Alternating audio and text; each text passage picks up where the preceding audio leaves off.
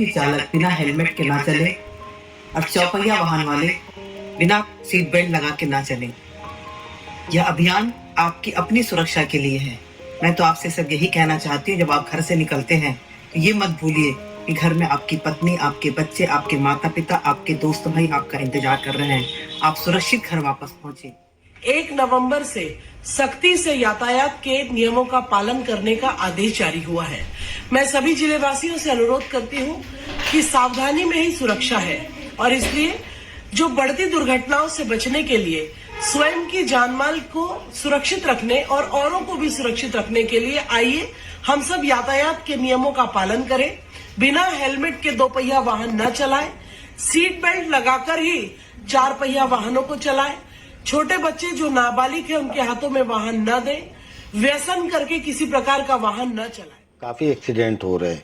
उसके कुछ कारण ये भी है कि लोग अपोजिट साइड से अपनी गाड़ियों को डाल देते हैं और जो सही चल रहा है उससे जाके टकरा जाते हैं। उसमें काफ़ी जाने जा रही है। हर किसी से निवेदन करता हूँ कि अपने माँ बाप को हेलमेट लगाने के लिए आप बोले और जो माँ बाप है अपने बच्चों को हेलमेट लगाने के लिए बोले, क्योंकि सुरक्षा की जवाबदारी एक पारिवारिक भी होती है। भी सुप्रीम कोर्ट के द्वारा लाया गया जब पूरी दुनिया में लोगों ने एक चिंता जताई सड़क वाहनों की दुर्घटना पे। भारत में स्थिति जो है जस्ट अपोजिट है। भारत में 80 करोड़ लोग जो हैं फ्री का राशन लेते हैं। बालाघाट जिले की स्थिति है कि बालाघाट नक्सल प्रभावित है, यहाँ सर्वाधिक गरीबी है, तो बहुत से लोगों के पास में हेलमेट खरीदने की परेशानी होता है। दूसरी बात यह है कि बालाघाट ज़िले में एसपी साहब जितनी बढ़िया बात कर रहे हैं, कभी उनने इस दिशा में प्रयास किया कि सड़कों के किनारे शराब दुकानें हैं।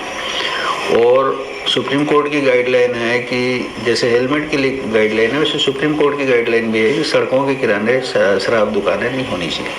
तो मोटर व्हीकल में ये जो जितने लोग होते हैं बिना हेलमेट के जो गाड़ी चलाते हैं, उनके पास पैसा नहीं होता हेलमेट खरीदने के लिए, तो वो लोग शराब पी लेते हैं। और आपस में आपने देखा होगा जिले में एक बड़ी ये विडम्बना है कि मोटरसाइकिल वाला मोटरसाइकिल वाले को टक्कर मार देता है ये शराब के नशे में। तो पहले इनको प्रयास करना चाहिए कि उन सारे लोग जो शराब पी के गाड़ी चलाते हैं उनके खिलाफ पहले कार्रवाई करो।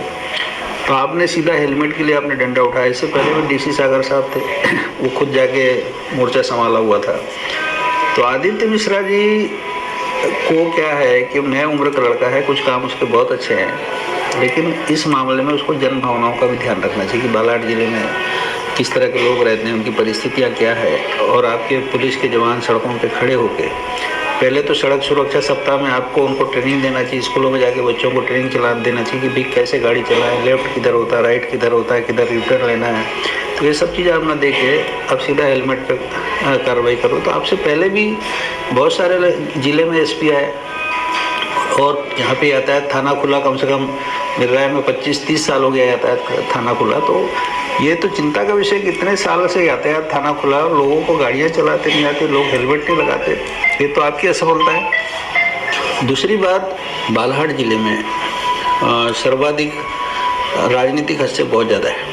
तो पुलिस का जो हेलमेट कानून है यहाँ इसलिए फेल है कि पुलिस ने अगर एक गाड़ी भी पकड़ी तो किसी ना किसी का फ़ोन आ जाता है। और सर्वाधिक वो लोग जिनके प्रतिनिधि जिले में हैं तो उन लोगों का एक पुलिस पर बड़ा दबाव होता है। यातायात व्यवस्था पे आपने देखा लांजी में ट्रैफिक सिग्नल लगाता वो बंद पड़ा हुआ। एसपी साहब 6 महीना हुआ आपने ट्रैफिक सिग्नल चालू करवाने के लिए कभी प्रयास किया? लांजी बालाघाट का ट्रैफिक सिग्नल आपका बंद है, आप बैरिकेड लगा रहे हो। ये 50 साल पुरानी यातायात रोकने की जो ट्रैफिक सिग्नल मतलब लगा ही नहीं। अभी कुछ दिन लगा था, बंद हो गया। वाराणसी में आपके पास नहीं है, कटंगी में आपके पास नहीं है, बलाचखंड में नहीं है, बैयर में नहीं है, परसवाड़ा में नहीं है। तो बिना ट्रैफिक सिग्नल के आप डंडे के जोर पे कैसे ट्रैफिक कंट्रोल करना चाहते हो? यह एक बड़ा सवाल है। पुलिस को और प्रशासन को इस दिशा में आगे बढ़ना चाहिए और उस दिशा में आपको काम करना चाहिए।